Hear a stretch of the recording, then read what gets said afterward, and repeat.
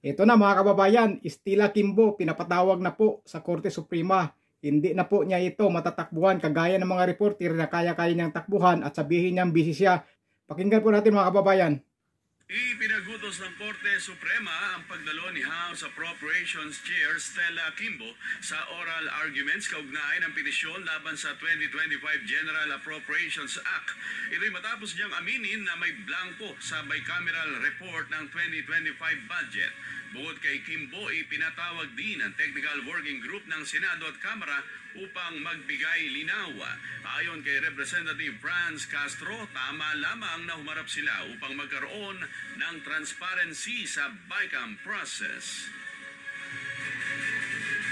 Quimbo ang nag-admit na may blanco pero sinabi niya ito raw ay ministerial at iniwan na lang nila para sa mga miyembro ng Technical Working Group, yung mga empleyado ng Senado at ng mababang kapulungan to fill in the blanks in the bicameral conference committee report. And I think the court would want to be clarified regarding her statement of admission and at the same time pointing to the members of the Technical Working Group as the one who filled in those blanks. So yan na mga kabayan, pinapatawag na nga si Estila Quimbo ng Korte Suprema. Ito mga kabayan, hindi na po niya ito matatakbuhan kagaya po ng mga reporter na pwede niya pong talikuran o tatakbuhan para lang maiwasan yung mga tanong. O di ba? Ngayon, lahat ng maitanong ng Korte Suprema ay kailangan niya pong sagutin at hindi po niya pwedeng sabihin na busy siya o kaya na pong talikuran yan dahil Korte Suprema na po mismo ang nagpapatawag sa kanya. Di ba? Hindi kagaya sa mga reporter, diba? Nung tinatanong siya tungkol sa BICAM report na yan, tinatakbuhan niya nung una yung mga reporter, di ba? Talagang ang bilis na naglakad niya, tumatakbo pa papunta sa sakyan niya. Ngayon, hindi na po. At sinabi pa niya noon na busy ako busy. Kaya hindi niya sinasagot yung mga tanong ng mga reporter. Pero ito ngayon, ang Supreme Court na mismo ang nagpapatawag sa kanya. Tingnan lang po natin kung ano pong mga isasagot niya dyan. Tingnan po natin dahil ang mga tanong na yan ay hindi po niya maiiwasan at hindi po niya matatakbuhan. Dahil Korte Suprema na po mismo yan. Korte Suprema. Magkaalaman na po talaga dito kung ano po ba talaga ang nangyari dyan sa BICAM report. Bakit po may blanco. Tapos nung pinirmahan na daw ni President Bongbong Marcos ay kompleto na. Sino daw ang nagpuno? Yun ang sabi po ni Attorney Vic Rodriguez. Sino ang nagpuno ng mga blanco dyan sa BICAM report nung dumating kay Pangulong Bongbong Marcos? Dahil nung dumating kay Pangulong Bongbong Marcos daw ay kompleto na po ang GAA. Wala po daw blanco.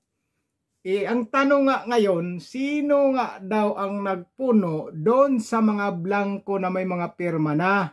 Yan po ang nirereklamo doon nila ni Attorney Vic Rodriguez sa Korte Suprema. Kaya ito ngayon, pinapatawag na po si Estila Quimbo. Ito hindi na niya pwedeng takbuhan o talikuran ang mga tanong sa Korte Suprema at hindi na pwedeng hindi daluhan yan.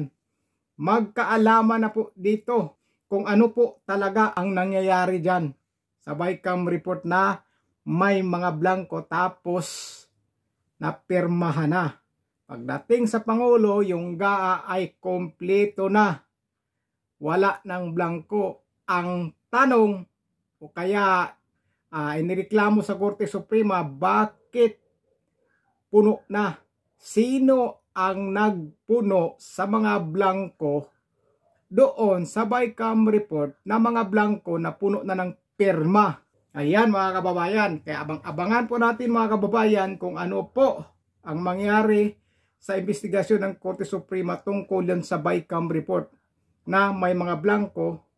Tapos ngayon pinapatawag na si Estila Quimbo. O di ba? Kaya ang gawin ni Estila Quimbo diyan, ako sa iyo madam, ang gawin mo, magsuot ka ng mamahaling bag, magsuot ka ng mamahaling mong relo, magsuot ka ng mamahaling mong kwintas, at mamahaling mong tawag dito, hikaw, para attractive ka pagdating doon sa Korte Suprema. Pormado ka.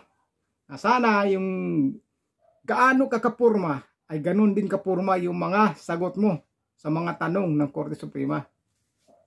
Kaya abangan na lang po natin mga kababayan kung ano po ang maisasagot ni Stella Kimbo sa mga katanungan pagdating sa Korte Suprema, dahil hindi po niya yan maiiwasan at matatakbuhan at papasok na lang sa sasakyan at sabihin, busy ako.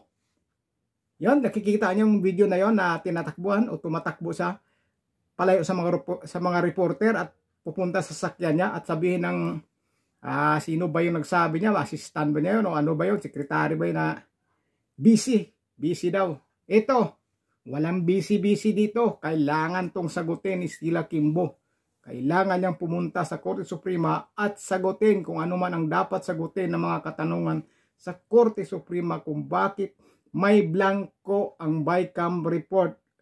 Sino ang nagpuno? Kaya abangan na lang po natin mga kababayan kung ano po ang magiging resulta dyan sa investigasyon na yan, kung talagang may managot dyan sa BICAM report na yan, kung may mga focus dyan na nangyari. So yun lang mga idol, ingat po kayo at magandang araw sa inyong lahat.